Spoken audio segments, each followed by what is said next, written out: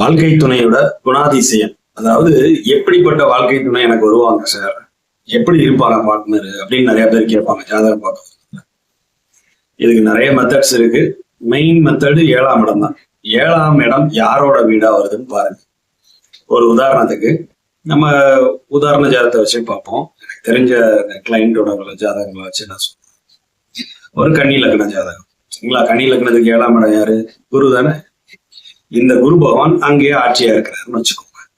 அப்ப அந்த 7ஆம் அதிபதி அந்த வீட்டிலே இருக்கிறாரு. அப்ப குருவோட கேரக்டரிஸ்டிக்ஸா ஒட்டின மாதிரி இருக்கக்கூடிய ஒரு பார்ட்னர் வருவாங்க. அப்படின்னா எப்படி? நல்ல வெட்டு கொடுத்து போறக்கூடிய ஒரு பார்ட்னர், எதையுமே மன்னிச்சு போகக்கூடிய ஒரு அமைப்புள்ள ஒரு பார்ட்னர், ஏமாளித்தனம் அதிகம் மிகுந்த பார்ட்னர், குரு கௌரவமான ஃபேமிலி, வெளியில சொல்லிக்கிட்டா தெரியும் ஊர்ல, நல்ல ஒரு ஆன்மீக குடும்பம். ஏன்னா அது ஒரு ஆன்மீக ராசி இல்லைங்களா? 12ஆம் இடம் காலச்சக்கரத்துக்கு 12.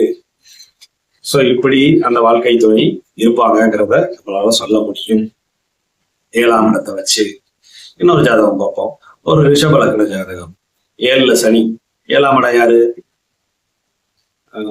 செவ்வாய் இல்லைங்களா? 7ஆம் அதிபதி செவ்வாய். அவர் 8ல் இருக்கிறாருன்னு வச்சுக்கோங்க. பக்கத்து ராசியில அப்படியே இருக்கிறாரு 8ஆம் இடத்துல.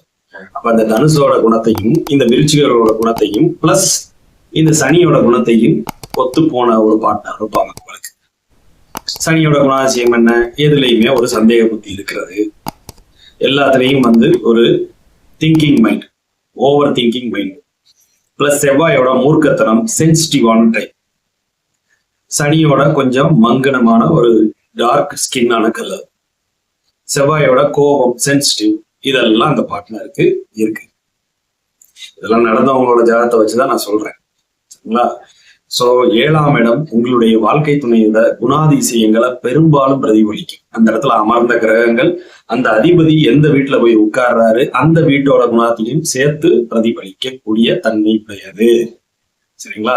இந்த 2 உதாரணம் நான் பார்த்த ஒரு கிளைண்ட்டுகளோட உதாரணத்தை உங்களுக்கு சொல்லியிருக்கேன். இது மாதிரி நிறைய இருக்கு, சரிங்களா? நீங்களும் செக் பண்ணி பாருங்க, கரெக்டா.